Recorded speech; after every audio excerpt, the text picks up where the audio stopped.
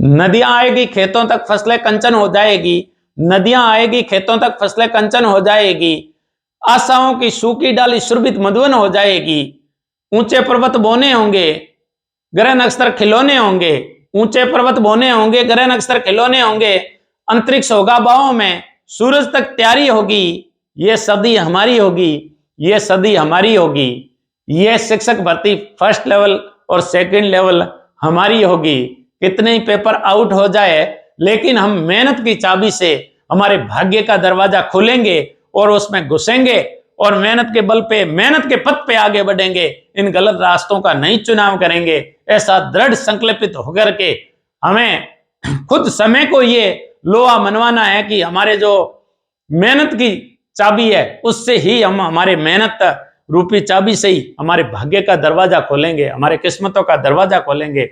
Good morning all of you. मैं PC सांचौरी YouTube channel पर ENA exam news analysis का morning session लेकर के आपके सामने हाजिर हुआ हूं।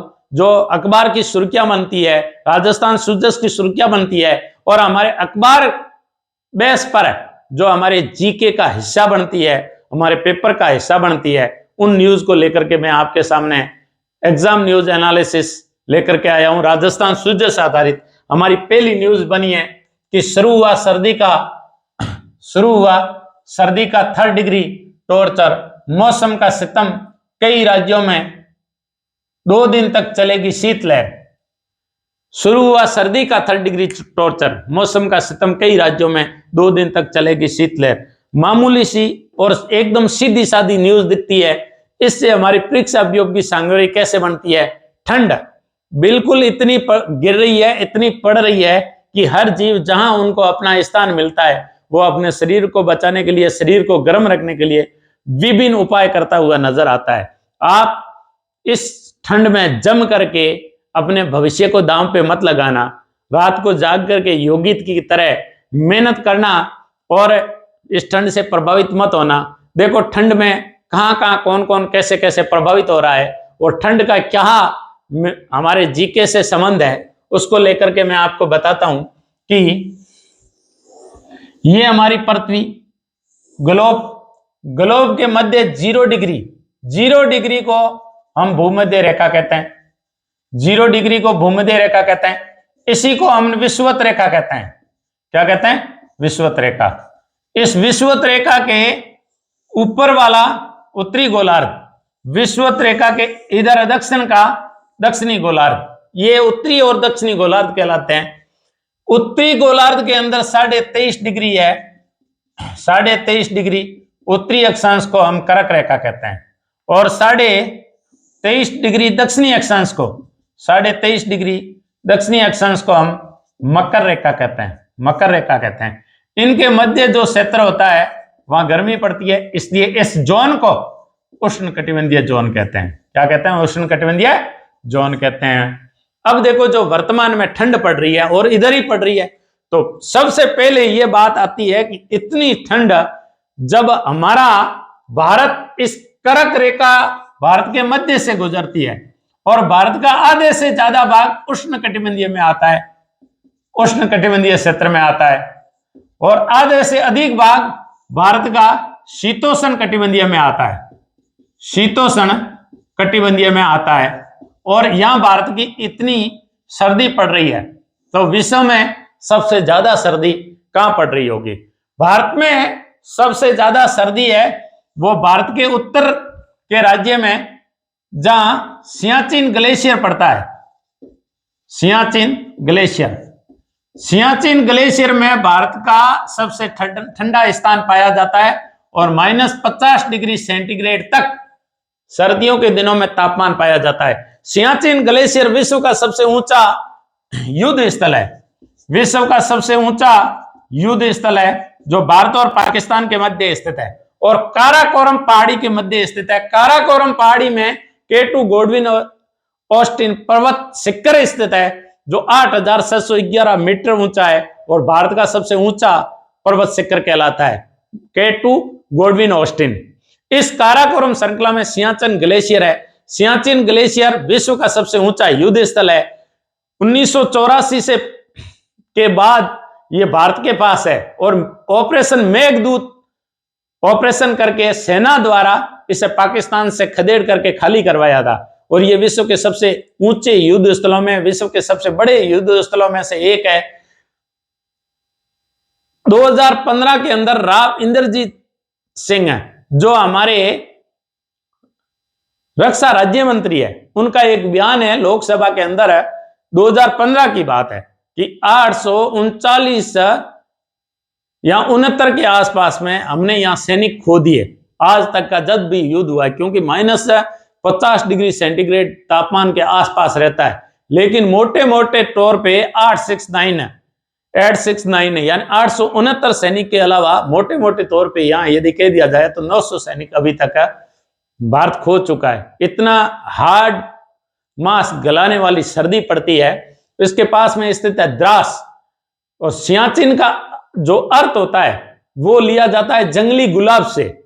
सिया यानी यहां पाकिस्तान का पूर्वी जो जम्मू कश्मीर है, पाक अधिकृत कश्मीर है, जिसे बाल्टिस्तान कहते हैं। तो बाल्टिस्तान की भाषा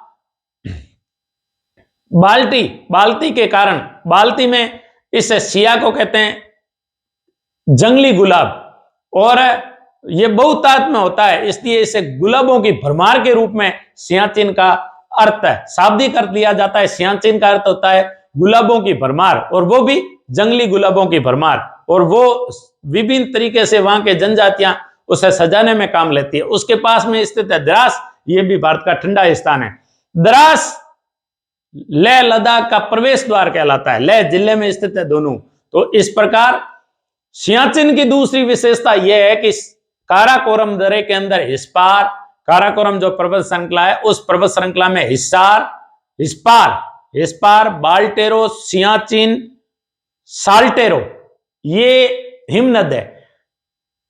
हिम की, बर्फ की लंबी लंबी नदियों को हिमनद कहते हैं, ग्लेशियर कहते हैं। तो बाल्टेरो, हिस्पार, साल्टेरो, सियाचिन ये काराकोरम पर्वतमाला पर स्थित है, विश्व के सबसे बड़े हिमनदों में से एक है। सियाचिन जो ग्लेशियर है, देखो ये उत्तरी गोलार्ध और ये दक्षिणी गोलार्ध, और जब दक्षिणी पोल की बात आती है, साउथ पोल की, साउथ पोल, और इधर बात आती है नॉर्थ पोल, इन पे बर्फ ही जमी रहती है 2400 घंटे 7 दिन पूरे मास और पूरे वर्ष 365 दिन साउथ पोल और नॉर्थ पोल पे बर्फ जमी रहती है। तो वहां ग्लेशियरों की भरमार है और लंबे लंबे ग्लेशियर है। तो इन नॉर्थ पोल और साउथ पोल के बाद विश्व का दूसरा यदि लंबा कोई ग्लेशियर है, दूसरा कौन सा, दूसरा विश्व का दूसरा सबसे लंबा ग्लेशियर है वो है सियाचिन। विश्व का इन पोल के बाहर में जो हमारे भारत के उत्तर में पड़ता है ताजिकिस्तान, कजाकिस्तान, उज्बेकिस्तान, वहां पड़ता है ताजिकिस्तान का एक ग्लेशियर है जिसका नाम है फेंदचेंको विश्व का सबसे ध्रुवों के बाहर फेंदचेंको विश्व का सबसे लंबा ग्लेशियर है। विश्व का दूसरा लंबा ग्लेशियर है वो हमारा सियाचिन है, जिसे जंगली गुलाबों की भरमार के कारण गुलाबों की भरमार वाला स्थान कहा जाता है। भारत के सिक्किम राज्य में लाचेन और थांगू घाटी पड़ती है, वो भी विश्व के ठंडे स्थानों में आता है। वर्तमान में हमारे सीमा विवाद के बीच में चीन और भारत के बीच में एक विवाद का स्थल बना था, और वो था त्वांग मठ। विश्व के बड़े मठों में से एक है त्वांग मठ, बौद्धों का मठ है त्वांग मठ, और वो पड़ता है अरुणाचल प्रदेश में।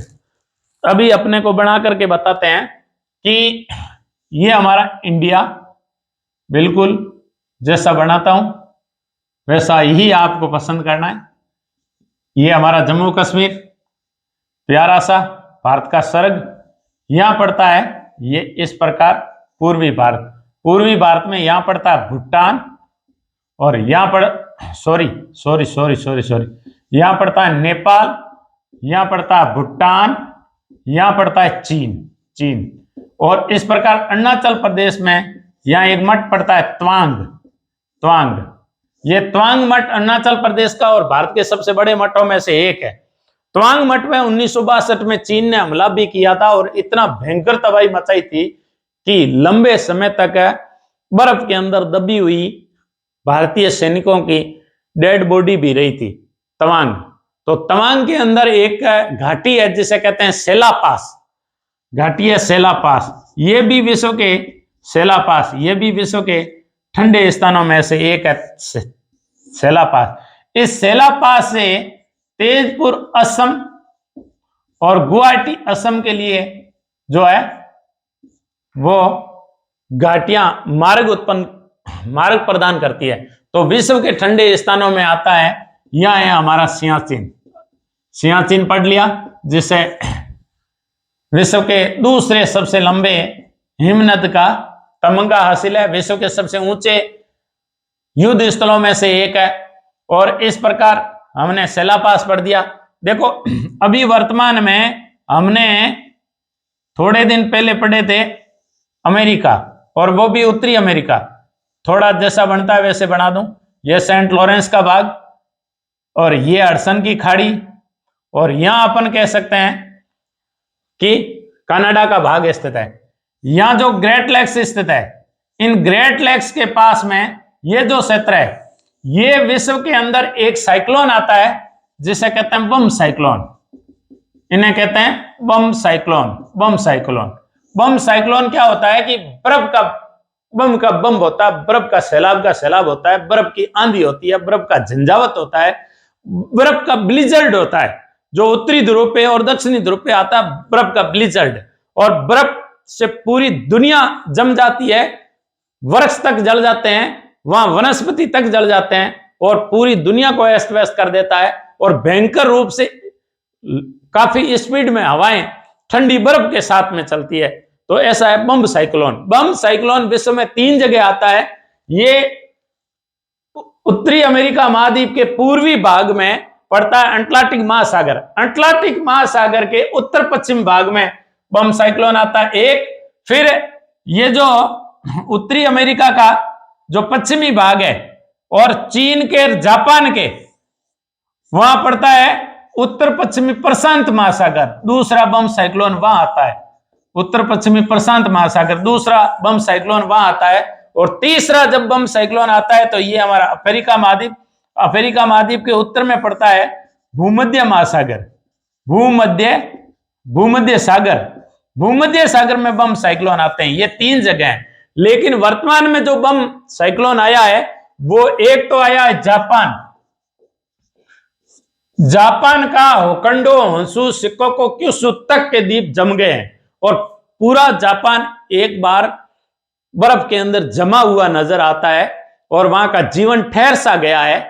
दुनिया जहां थी वहीं ठहर गई है। और इस प्रकार एक बम साइक्लोन अभी वर्तमान में आया, वो आया अमेरिका के अंदर, और वो भी उत्तरी अमेरिका में, क्योंकि बात निकली कि सर्दी का 3rd डिग्री टॉर्चर। तो विश्व के अंदर कौन कौन से स्थान ठंडे हैं, तो एक बम साइक्लोन यहां आया।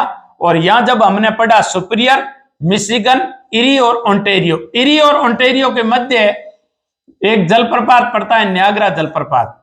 न्यागरा जलप्रपात के पास में एक शहर स्थित है जो न्यूयॉर्क का है, जिसे कहते हैं बफेलो। कहीं कहीं लिखने में आता बफेलो।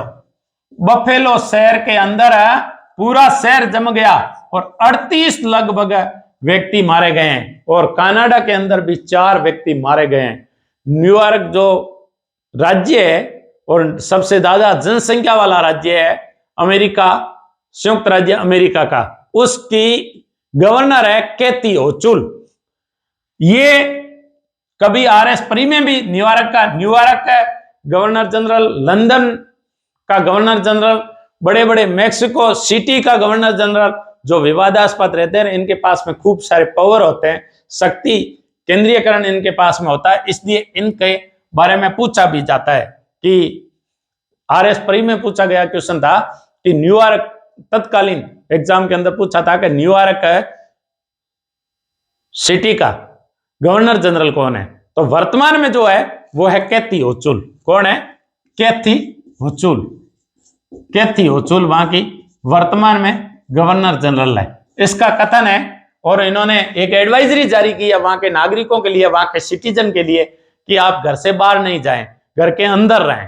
तो इस प्रकार, और जो घर से बाहर गया उनकी गाड़ी बर्फ के कारण वहीं जम गई है और तूफान के कारण कई गाड़ियां एक्सीडेंट के भी शिकार हुई और जो इलेक्ट्रिक व्हीकल है, ईवी जिसे बोलते हैं, वो चार्ज होना बंद हो गए। इस प्रकार की बम साइक्लोन के अंदर खूब सारी लंबी शिकायतें नजर आ रही है। इसके अलावा देखो, विश्व के ठंडे इन पोलों के बाद में जो ठंडा स्थान है विश्व का, वो है रसिया का बर्कोयांसक। ये विश्व का पोलों के बाद में सबसे ठंडा स्थान है बर्कोयांसक। और वैसे विश्व का सबसे ठंडा स्थान है वोस्टॉक पड़ता है अंटार्कटिका के अंदर। कहां पड़ता है? अंटार्कटिका के अंदर। अंटार्कटिका के वोस्टॉक वेदर स्टेशन है और ये रशिया का, रूस का वेदर स्टेशन है। और यहां अंटार्कटिका के अंदर इस वोस्टॉक के अंदर 1983 के अंदर, लगभग 1983 के अंदर जो तापमान मापा गया, वो तापमान मापा गया -95 डिग्री सेंटीग्रेड है। इस प्रकार विश्व का सबसे न्यूनतम तापमान वोस्टॉक में मापा गया। इसी के पास में दक्षिणी ध्रुव को पोल ऑफ कोल्ड भी कहते हैं। दक्षिणी ध्रुव को पोल ऑफ कोल्ड भी कहते हैं, बर्फ भी है, ध्रुव कहा जाता है। लेकिन वोस्टॉक सबसे विश्व का ठंडा स्थान 1983 में -95 डिग्री सेंटीग्रेड मापा गया। लेकिन हमेशा एवरेज रूप में जहां तापमान रहता है वो पोलों के बाद में रूस का बर्कोयांसक रहता है। तो भारत के सियाचिन और द्रास को भारत का बर्कोयांसक कहते हैं। और राजस्थान के अंदर हमारा जो राजस्थान है, ये हमारा प्यारा सा राजस्थान है। इस राजस्थान का सबसे ठंडा जिला है वो है चूरू। और चूरू में भी उसकी तहसील है फतेहगढ़। ये सबसे ठंडे स्थानों में राजस्थान का सबसे ठंडा स्थल कहा जाता है चूरू। यहां पड़ता है हमारा सिरोही में एक स्थान है माउंट आबू, जो राजस्थान का एकमात्र पर्वतीय पर्यटन स्थल है माउंट आबू राजस्थान का बर्कोयांसक कहलाता है। माउंट आबू पे एक झील स्थित है जिसका नाम है नक्की झील। और नक्की झील राजस्थान की सबसे ठंडी झील है। तो विश्व में इसके अलावा ठंड में, जैसे गोबी का मरुस्थल विश्व का सबसे ठंडा मरुस्थल है। गोबी का मरुस्थल चीन में पड़ता है और मध्य एशिया का भाग है। मंगोलिया का मरुस्थल जो उलान बटोर है, उलान बटोर में भी औसत एवरेज तापमान वार्षिक माइनस में रहता है। उलान बटोर पहले प्रधानमंत्री जाने वाले मनमोहन सिंह थे। मंगोलिया की राजधानी, कभी मंगोल चीन पर आक्रमण करते थे, इसलिए मंगोलों से बचने के लिए चीन ने विश्व की सबसे लंबी दीवार बनाई, जो अंतरिक्ष से भी देखी जा सकती है। विश्व की दूसरी लंबी दीवार है वो हमारे कुंभलगढ़ किले की है, जो 37 किलोमीटर लंबी है और इतनी विश्वसनीय रूप से इतनी अद्भुत है कि उस पर 4 घुड़सवार बराबर चल सकते हैं, इतनी चौड़ी भी है। तो इस प्रकार मंगोलिया का उलान बटोर भी ठंडे स्थानों में आता है। तो देखो, छोटी सी न्यूज निकल करके आई थी। तो बर्कोयांसक, राजस्थान का बर्कोयांसक माउंट आबू, राजस्थान की सबसे ठंडी झील नक्की झील, राजस्थान का सबसे ठंडा स्थान चूरू फतेहगढ़। बम साइक्लोन कहां कहां आते हैं? तो 3 स्थानों पे आते हैं। उत्तर पश्चिमी अटलांटिक महासागर, अमेरिका का जो पूर्वी भाग है, उत्तरी अमेरिका महाद्वीप का, वहां भी आते हैं। उत्तर पश्चिमी जो प्रशांत महासागर है, इसलिए उत्तर पश्चिमी प्रशांत महासागर में पूर्वी चीन, जापान, कोरिया, उत्तर कोरिया, दक्षिण कोरिया और रसिया का भाग पड़ता है। तो वह बम साइक्लोन आया है, जापान पूरा सा ठहर गया है। विश्व में सबसे ठंडा स्थान बर्कोयांसक है। भारत का सबसे ठंडा स्थान सियाचिन ग्लेशियर और द्रास है। द्रास जो है लेह लद्दाख का प्रवेश द्वार भी कहलाता है। सियाचिन विश्व का सबसे ऊंचा जो है युद्ध स्थल है। RS प्री के अंदर पूगा घाटी का पूछा गया क्वेश्चन था। तो इस प्रकार वहां की जो घाटी है, लेह लद्दाख की घाटी है, हिमाचल प्रदेश की घाटी है, और उस सियाचिन ग्लेशियर को जाने वाली घाटी के बारे में भी पूछा गया क्वेश्चन है। तो इस प्रकार के क्वेश्चन है वो हमारे एग्जाम से संबंधित होते हैं। तो मामूली न्यूज और साधारण सी न्यूज दिखती है कि शुरू हुआ सर्दी का 3rd डिग्री टॉर्चर, मौसम का सितम, कई राज्यों में 2 दिन तक चलेगी शीतलहर, एक बड़े क्षेत्र पे दी गई है। इस प्रकार मामूली देकर के अखबार के 3 पृष्ठों पे अलग अलग रूप में दे रखी है, इसलिए मैंने इनको हमारे एग्जाम न्यूज एनालिसिस का भाग बनाया, ENA का भाग बनाया। आइए अगली न्यूज पढ़ते हैं। अगली न्यूज क्या कहती है? अगली न्यूज जो है वो किससे संबंधित है? इस न्यूज को मिटा देते हैं।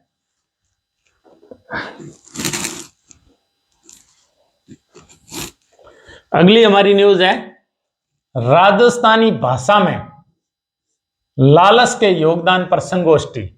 राजस्थानी भाषा में लालच के योगदान पर संगोष्ठी। यहां बात हो रही है सीताराम लालच की। सीताराम लालच की, जो राजस्थानी भाषा के शब्दकोश तैयार करने वाले व्यक्ति है सीताराम लालच, उसके बारे में बात हो रही है। देखो थोड़ी सी इसके बारे में जीवनी देखते हैं। सीताराम लालच है, इन्होंने राजस्थानी भाषा में क्यों जाने जाते हैं? क्योंकि इन्होंने राजस्थानी भाषा का सबसे बड़ा राजस्थानी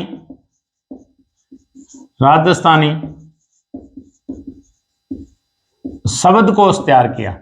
राजस्थानी शब्दकोश तैयार किया। इसके अलावा इन्होंने क्या किया? राजस्थानी और हिंदी शब्दकोश भी तैयार किया। राजस्थानी हिंदी शब्दकोश भी तैयार किया। सबसे ज्यादा जाना जाता है राजस्थानी शब्दकोश। राजस्थानी शब्दकोश में 2 लाख शब्द है। 2 लाख शब्द है और 2,10,000 जिल्दों में, 10 बड़ी बड़ी जिल्दों के अंदर है 2 लाख शब्द है। अब देखो यहां हमारा पड़ता है बाड़मेर। बाड़मेर के अंदर एक गांव पड़ता है सिरवड़ी, जिसे सिरवाड़ी भी कहते हैं, सिरवाड़ी। वहां इनका ननियाल पड़ता है और इनका जन्म वहां बाड़मेर में, इनके ननियाल में हुआ था और वो भी हुआ सिरवड़ी गांव में, सीताराम लालच का जन्म। अब देखो जब बेटी पहली बार यदि डिलीवरी पे जाती है, बच्चा पैदा करने जाती है, तो हमारे राजस्थानी परंपरा है कि वो अपने पिता के यहाँ पहली डिलीवरी, पहले बच्चे को जन्म देती है। तो सीताराम लालच का, लेकिन प्राचीन समय में तो लगभग बच्चा जो माँ होती थी, जो बेटी होती थी, वो अपने पिता के घर ही उनको भेज दिया जाता था। इसको मारवाड़ी भाषा में कहा जाता है पानी पीना। तो इस प्रकार सीताराम लालच का जन्म भी सिरवड़ी गांव बाड़मेर में हुआ था। और जोधपुर के अंदर एक गांव है नरेवा के ये मूल रूप से रहने वाले थे, जोधपुर के पास में। और इन्होंने जो राजस्थानी भाषा का शब्दकोश तैयार किया, ये मारवाड़ी भाषा में किया। मारवाड़ी भाषा में, ये हमारा राजस्थान है। राजस्थान की जो पश्चिमी राजस्थान है, उसकी जो साहित्यिक भाषा है उसे डिंगल कहते हैं, डिंगल भाषा। और जो इस राजस्थान की पूर्वी भाषा है साहित्यिक दृष्टि से, इसे कहते हैं पिंगल भाषा। जयपुर के एक साहित्यकार थे जो पुरोहित थे, उनका नाम था प्रताप नारायण पुरोहित। जयपुर के एक साहित्यकार थे प्रताप नारायण पुरोहित ने सीताराम लालच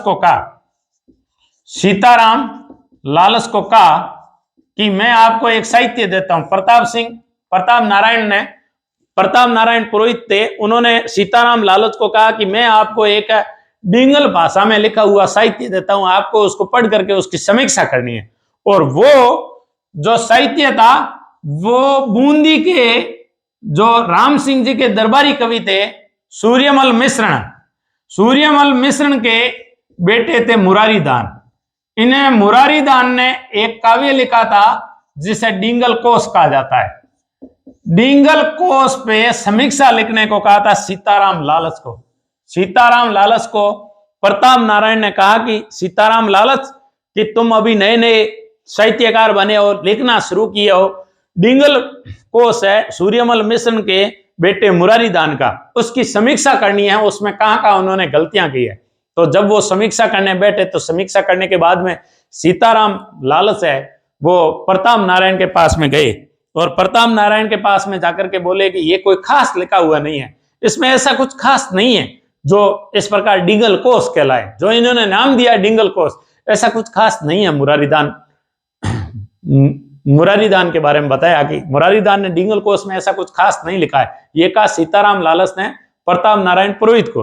तो प्रताप नारायण पुरोहित ने खत लिखा किसको? सीताराम लालस को, कि अब तुम बच्चा है रे, अभी अभी सीखा है, तुम बातें कम और काम ज्यादा कर, दिल्ली अभी बहुत दूर है, तुझे मेहनत करनी बहुत दूर है। उन्होंने वो कहावत कही कि दिल्ली अभी बहुत दूर है, तुझे बहुत मेहनत करने की जरूरत है, तुम बातें कम और काम ज्यादा कर। तब सीताराम लालस के दिमाग में, अंतर्मन में एक बात पैदा हुई कि मैं इतनी मेहनत करूंगा और इतने कामों में खो जाऊंगा कि मैं अपने आप को खो दूंगा, कामों में खो दूंगा, कार्य ही मेरी पूजा मूल मंत्र रहेगा। उन्होंने अपना घर बार छोड़ करके पश्चिमी राजस्थान की डिंगल भाषा के शब्दों को एकत्रित करने किया। इन्होंने मृत्यु से लगा करके, जन्म से लगा करके मृत्यु तक, और युद्ध स्थल की भाषा में कौन कौन से शब्द, राजस्थान एक युद्ध प्रिय स्थान रहा है, राजपूताना पूरा एक युद्ध प्रिय स्थल राज्य के रूप में जाना गया है, और हमेशा युद्ध यहाँ प्रिय रहा है। हर बात पे यहाँ तलवारें खनकाना आम बात थी, हर बात पे यहाँ हाथियों की चिंगाड़ें आम बात थी।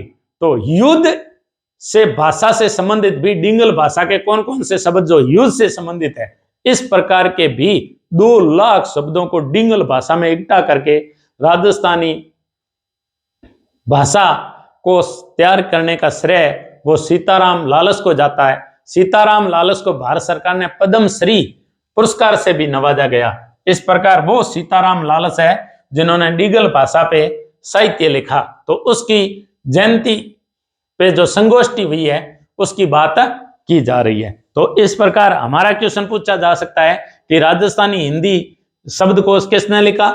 वो लिखा सीताराम लालस ने। राजस्थानी शब्दकोश किसने लिखा? सीताराम लालस ने। राजस्थानी शब्दकोश के अंदर कितने शब्द है? 2 लाख शब्द। कौन सी भाषा से संबंधित है? सर्वाधिक मारवाड़ी से। मारवाड़ी किसका रूप है? वास्तविक रूप से डिंगल भाषा का।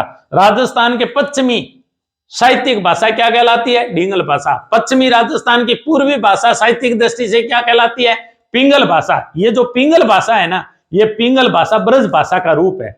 ब्रज भाषा है वो यूपी के पश्चिम की भाषा है, मथुरा के आसपास में जो बोली जाती है उसे कहते हैं। अब देखो मुरारीदान जो सूर्यमल मिश्रण का, वो पूर्वी भाग में बूंदी में रहते थे, लेकिन इन्होंने जो शब्द कोश तैयार किया डिंगल कोश, तो डिंगल कोश पसंद किसको नहीं आया? सीताराम लालस को। इसलिए प्रताप नारायण ने इनको डांटा कि इस प्रकार तुम्हारे जैसी समीक्षा थोड़ी होती है। तो इस प्रकार 10 जिल्दों में 2 लाख शब्द तैयार किए सीताराम लालस ने। तो सीताराम लालस का योगदान बड़ा ही अविस्मरणीय रहेगा हमारी भाषा के विकास में। इसलिए राजस्थान को भी संविधान की 8वीं अनुसूची में शामिल करने के लिए हमें प्रयास करना चाहिए। उस समय जहां किसी भी प्रकार की सुविधा नहीं थी, कोई साहित्यिक दृष्टि से ऐसी प्रगति नहीं थी, फिर भी सीताराम लालस ने इतनी मेहनत की। हमें भी मेहनत करके राजस्थानी भाषा को बढ़ावा देना है और इसे जन जन की भाषा बनाना है। अगला हमारा क्वेश्चन है वो है कि उधार की बिजली से रोशन होगा राजस्थान, 3 राज्यों से की बात। उधार की बिजली से रोशन होगा राजस्थान, 3 राज्यों से की बात। अब देखो उधार की बिजली से, क्वेश्चन बड़ा सिंपल है, 3 राज्यों से की बात, और ये हमारा राजस्थान। अभी वर्तमान में रबी सीजन चल रही है। कौन सी सीजन चल रही है? रबी सीजन। रबी सीजन जो सर्दी की ऋतु के अंदर शुरुआती फसल पाई जाती है, रबी की सीजन कहलाती है।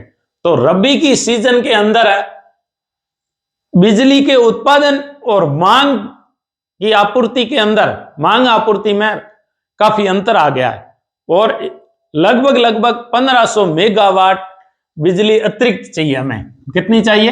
1500 मेगावाट। 1500 मेगावाट बिजली हमें अतिरिक्त चाहिए उस मांग और आपूर्ति की कमी को पूरा करने के लिए। जितनी मांग है इतनी आपूर्ति नहीं हो रही है, इसलिए राजस्थान बिजली कहां से ले रहा है? उधार ले रहा है। कहां से ले रहा है? एक तो ये ले रहा है, वो ले रहा है कर्नाटक से, कर्नाटक से। दूसरा ये कह रहा है कि हम छत्तीसगढ़ से लेंगे। तीसरा ये ले रहा है वो है यूपी से लेंगे, और लगभग 1100 मेगावाट बिजली की बात बनी है। इस बिजली के अंदर एक वर्तमान में बात निकल के रखे आई कि ये बिजली जो ली जाएगी वो किस प्रणाली के तहत ली जाएगी? बैंकिंग प्रणाली के तहत। अब देखो बिजली की बैंकिंग प्रणाली क्या है? बैंकिंग प्रणाली यह है कि इन राज्यों को, कर्नाटक राज्य को, छत्तीसगढ़ राज्य को, यूपी राज्य को, राजस्थान सरकार ने कहा है कि जितनी बिजली आप अभी हमें दोगे उसके बदले आपको पर यूनिट पैसा नहीं दिया जाएगा, उसके बदले आपको इतनी जितने मेगावाट आप हमें आपूर्ति करोगे, जब आपको जरूरत होगी तो हम भी आपको इतनी बिजली आपको देंगे। तो इस प्रकार ये है बैंकिंग प्रणाली। यानी इन राज्यों को राजस्थान सरकार ने ये कहा है कि आप जितनी मेगावाट हमें दोगे वो ये समझ लो कि ये हमारे बैंक के अंदर आपकी बिजली जमा है, और जब भी आपको जरूरत पड़ेगी, आपके भी मांग और आपूर्ति में जब भी आएगा डिफरेंस आएगा, जब भी आपकी कमी आएगी, इनमें अंतर आएगा, तब हम आपको इतनी की इतनी बिजली देंगे। लेकिन राजस्थान में बिजली की कमी क्यों हुई, उसके पीछे भी जो कारण है वो आइए हम पढ़ते हैं कि इस बिजली की कमी राजस्थान में क्यों हुई। उसका एक कारण है कि राजस्थान में बिजली उत्पादन के दो संसाधन हैं। एक तो गैर परंपरागत संसाधन है, गैर परंपरागत ऊर्जा स्रोत है, गैर परंपरागत ऊर्जा स्रोत है, और एक है परंपरागत ऊर्जा स्रोत, परंपरागत ऊर्जा स्रोत, परंपरागत ऊर्जा स्रोत। तो परंपरागत ऊर्जा स्रोत में क्या है कि ज्यादातर बिजली दो चीजों से बनाई जाती है। एक तो बनाई जाती है कोयला से, और दूसरी जो बिजली बनाई जाती है वो बिजली बनाई जाती है या तो पेट्रोलियम से, पेट्रोलियम उत्पाद से, और या प्राकृतिक गैस से बनाई जाती है। भारत सरकार ने बिजली बनाने के लिए एनटीपीसी की स्थापना की, नेशनल थर्मल पावर कॉर्पोरेशन की स्थापना की, वो की 1975 में। ये तापीय बिजली बनाने का कार्य करती है, नेशनल थर्मल पावर कॉर्पोरेशन। अब देखो राजस्थान के अंदर क्या है कि सबड़ा यूनिट बंद है, कोटा यूनिट बंद है, और सूरतगढ़ यूनिट बंद है, और विशेषकर गंगानगर की सूरतगढ़ थर्मल पावर है उसकी इकाइयां ज्यादा बंद है। इसकी इकाइयां बंद होने के कारण ही, क्योंकि सूरतगढ़ थर्मल पावर लगभग 2820 मेगावाट बिजली पैदा करता है, 2820 मेगावाट बिजली पैदा करता है, और इसमें इकाइयां बंद होने के कारण है वो मांग और आपूर्ति में अंतर पैदा करती है। सूरतगढ़ में टोटल 8 इकाइयां काम करती है बिजली की। टोटल कितनी इकाइयां काम करती है? 8 इकाइयां काम करती है बिजली उत्पादन की, 8 इकाइयां काम करती है। देखो कोई भी बिजली होती है, उस बिजली उत्पादन के लिए कोई भी बिजली उत्पादन को अलग अलग जब इनके माप के अनुसार जब मापा जाता है, जैसे यदि कोई भी थर्मल पावर है, कोई भी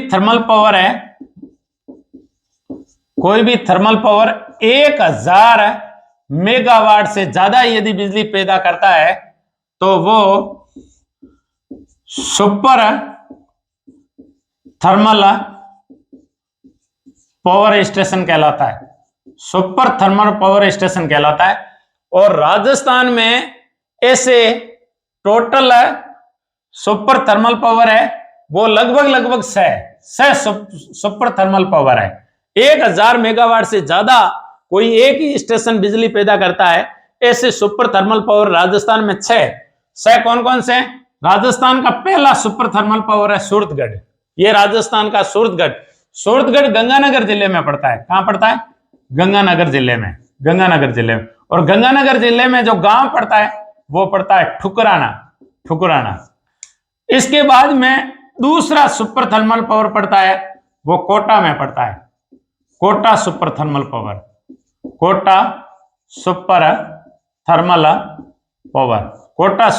पावर। तीसरा जो पड़ता है वो पड़ता है कवई 12 में, ये तीसरा है। और जो चौथा पड़ता है वो पड़ता है सबड़ा 12 में। और पांचवा पड़ता है वो पड़ता है Kali Sindh super thermal power का झालावाड़ में, Kali Sindh super thermal power Jhalawar में।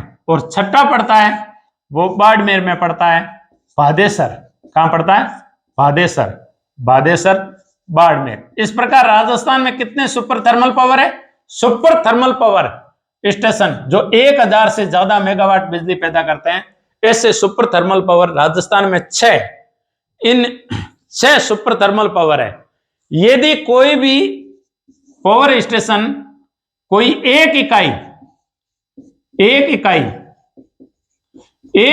यदि 500 मेगावाट से ज्यादा बिजली पैदा करता है तो वो पावर स्टेशन कहलाता है super critical thermal power. Super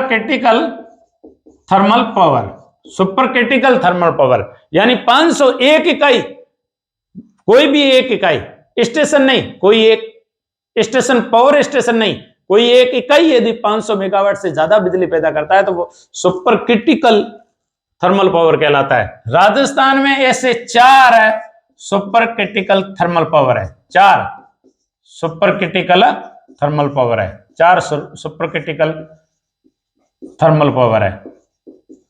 ऐसे 4 सुपर क्रिटिकल थर्मल पावर है। पहला देखो वो है हमारा, वापस वही बात आती है, सूरतगढ़। सूरतगढ़ राजस्थान का पहला सुपर क्रिटिकल थर्मल पावर है। इसके बाद में दूसरा जो सुपर क्रिटिकल थर्मल पावर आता है वो है कवई। कवई कहां पड़ता है? 12 के अंदर, 12। तीसरा जो सुपर क्रिटिकल पावर पड़ता है वो पड़ता है काली सिंध। काली सिंध कहां पड़ता है? झालावाड़ में। काली सिंध झालावाड़ में। और जो चौथा पड़ता है सुपर क्रिटिकल वो पड़ता है सबड़ा। सबड़ा कहां पड़ता है? 12 में। तो इस प्रकार 4 सुपर क्रिटिकल पावर स्टेशन है और 6 सुपर थर्मल पावर है। यदि कोई एक पावर स्टेशन 4000 मेगावाट से ज्यादा बिजली पैदा करता है, 4000 मेगावाट है, तो उससे कहा जाता है ultra mega power station. Ultra mega power station. तो ऐसा ultra mega power station Rajasthan में अभी तक कोई भी नहीं है। तो इस प्रकार 3 प्रकार के पावर स्टेशन होते हैं। सुपर थर्मल पावर स्टेशन 6, और 6 के मैंने नाम बता दिए कि Suratgarh super thermal power station Rajasthan का पहला है, ठुकराना गांव गंगानगर में। दूसरा कोटा सुपर थर्मल पावर, फिर सबड़ा 12, फिर कवई 12, फिर काली सिंध झालावाड़ और भादेसर बाड़मेर।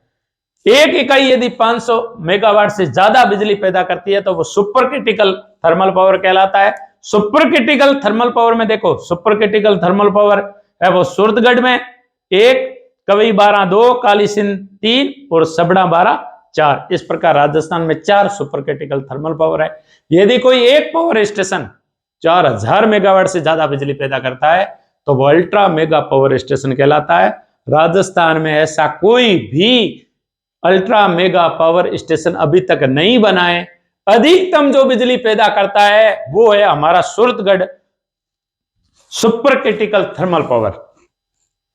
वो है Suratgarh super critical thermal power. ये जो गंगानगर का है सूरतगढ़, देखो सूरतगढ़ में कैसे कैसे बिजली पैदा होती है। सूरतगढ़ में 6 इकाई है ना, वो 250 मेगावाट की है। कितनी की है? 250 मेगावाट की है। 7वीं और 8वीं इकाई भी है। इनमें एक इकाई में 660 मेगावाट, 8वीं में भी 660 मेगावाट बिजली पैदा होती है। टोटल राजस्थान सरकार कहती है कि 2820 मेगावाट बिजली पैदा करता है सूरतगढ़, और सूरतगढ़ राजस्थान में सर्वाधिक बिजली पैदा करता है। इसलिए Suratgarh super critical thermal power Rajasthan का सर्वाधिक बिजली पैदा करने वाला, राजस्थान का ऊर्जा का स्रोत, राजस्थान की ऊर्जा का हब, राजस्थान की ऊर्जा सिटी आदि आदि नामों के रूप में जाना जाता है। चौथी हमारी न्यूज है, जम्बूरी आयोजित होगी पाली में। मैंने यहां साफ कर दिया है, लेकिन पाली के अंदर जम्बूरी का है स्काउट और गाइड की जम्बूरी है, वो पाली के रोड में स्थापित होगी। तो स्काउट क्या है और गाइड क्या है, ये 1907 में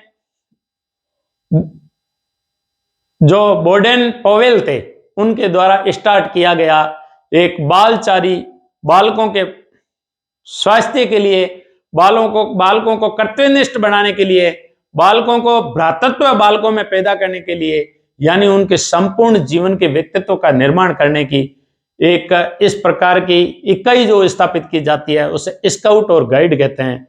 स्काउट लड़कों की होती है और गाइड लड़कियों की होती है। तो इस प्रकार 1907 में पॉवेल ने स्टार्ट किया था। 1909 में भारत में बेंगलुरु में स्टार्ट हुआ। स्काउट और गाइड है वो जबलपुर 1911 में स्टार्ट हुआ। तो इस प्रकार पहले उनके जो अध्यक्ष थे वो थे हृदयनाथ कुंजरू, और अभी जो वर्तमान में उसके अध्यक्ष है वो अनिल जैन है। डॉक्टर अनिल जैन उत्तर प्रदेश से राज्यसभा सांसद है। वो 2026 तक भारत स्काउट और गाइड के, भारत स्काउट और गाइड वर्ल्ड स्काउट और गाइड एसोसिएशन का एक संगठन है और उसके अधीन काम करता है। और भारत स्काउट और गाइड के अंदर लगभग 57 लाख युवाओं की एक टीम है। 57 लाख लोग उससे जुड़े हैं। तो इस प्रकार विश्व का सबसे बड़े संगठन आता है स्काउट एंड गाइड। और खंडेलवाल उसके आयुक्त है, के खंडेलवाल है जो उनके आयुक्त है। तो इस प्रकार सारी इस टॉपिक को जम्बूरी जो वर्तमान में आयोजित हो रही है 77 साल के बाद में पाली में आयोजित हो रही है। इससे पहले हमारे जयपुर में हुई थी। जयपुर के बाद राजस्थान में जम्बूरी आयोजित हो रही है, वो जम्बूरी रोड पाली में हो रही है। और ये 57 साल के बाद हो रही है। और ये वर्तमान में जो होगी वो 4 जनवरी से 10 जनवरी के मध्य स्टार्ट होगी, 10 जनवरी 2023 में। और इसकी आज ही यानी आज 27 दिसंबर को समीक्षा खुद मुख्यमंत्री अशोक गहलोत ने की है। माननीय मुख्यमंत्री खुद ने समीक्षा की है, क्योंकि उसमें विदेशी भी आएंगे, 300 लगभग विदेशी आएंगे। और ये राजस्थान के बालक और बालकों की सबसे बड़ा मेला कह दिया जाए, ऊर्जावान मेला, जो बालकों के चरित्र निर्माण का एक पाठशाला के रूप में सिद्ध होगा। तो ये जम्बूरी रोड पाली में हो रही है। फिर कभी मौका मिला तो राजस्थान सूजस की उस न्यूज को भी लेंगे कि जम्बूरी क्या होती है, स्काउट और गाइड क्या होती है, ये आंदोलन कहाँ से चला, इनके अंदर अलग अलग होते हैं, रोवर क्या होते हैं, रेंजर क्या होते हैं। तो इस प्रकार हम उसे अलग अलग बांट करके उस पार्ट को कभी थोड़ा एनालिसिस बड़े रूप में करेंगे, लार्ज रूप में उसका एनालिसिस करेंगे। इस प्रकार अपने व्यक्तित्व का निर्माण इस प्रकार करिए कि छोटे बालक आपके साथ में खुद को सुरक्षित महसूस कर सकें, बराबर वाला आपको सम्मान की दृष्टि से देखें, महिला आपके साथ में सुरक्षित रह सकें।